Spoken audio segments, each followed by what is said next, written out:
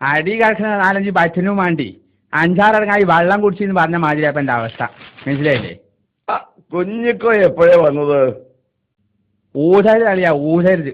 അടുപ്പ് എത്ര ചെറുതായാലും കല്ല് 3 വേണം. മനസ്സിലായില്ലേ? ആയിഷ, എന്റെ ആങ്ങളെ വന്നിക്കണേ. ഓനക്ക് തിന്നാനും കുടിക്കാൻ എന്തേ കൊടുക്ക്. തിന്നാനും കുടിച്ചാനും കിട്ടാനിട്ട് വന്നാലേ ഞാൻ. മനസ്സിലായില്ലേ? 1000 തെങ്ങുള്ള നായർക്ക് പല്ല് കുത്താൻ ഈർക്കിലില്ല എന്ന് പറഞ്ഞ മാതിരി അപ്പം എൻ്റെ അവസ്ഥ. മനസ്സിലായില്ലേ? ഈ ഒന്ന് ക്ഷമിക്കൂ കുഞ്ഞേ. എല്ലാ പ്രശ്നത്തിനും വഴി ഉണ്ടാക്കാം. അകത്തേക്ക് വാ, ചായ എടുക്കാം. വഴക്കിനിടയിൽ ഭാര്യ ഭർത്താവിന്റെ തലക്ക് ഒലക്ക കൊണ്ടടിച്ചു.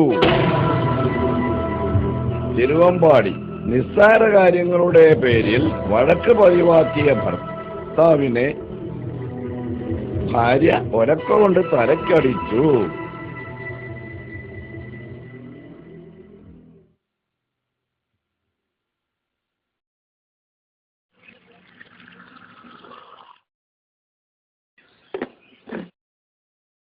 കുഞ്ഞേ, ഇന്നുണ്ടായ പുതിയ പ്രശ്നം എന്താ?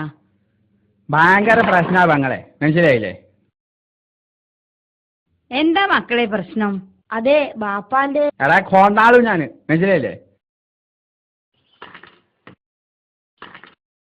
പ്രശ്നം എന്തെങ്കിലും ആയിക്കോട്ടെ, അത് പരിഹരിക്കാൻ അളിയൻ തന്നെ പോരണോ? അളിയനിപ്പ കുറച്ചു ദിവസമായിട്ട് പണ്ടത്തെ ഉഷാറൊന്നുമില്ല. അളിയന് മാത്രമേ ഈ പ്രശ്നത്തിൽ പരിഹാരം ഉണ്ടാക്കാൻ കഴിയുള്ളൂ. മനസ്സിലായില്ലേ?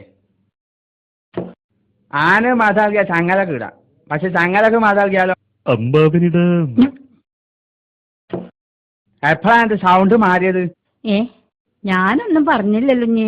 ഏ